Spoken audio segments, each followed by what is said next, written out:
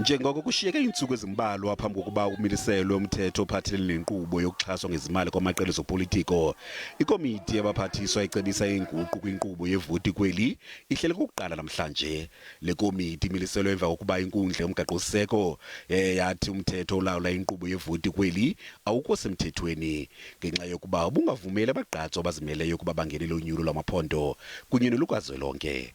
Inkokheli ye-One Movement SA ibe ngomnye bokuqala kunikezela ngoluvo lwayo kule komiti. We also want to reform South Africa into a constituency model.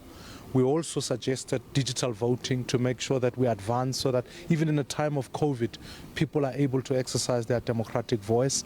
We wanted to share this open list system because as a party that presents a list to the public, all people know at the moment is who's the leader of the party.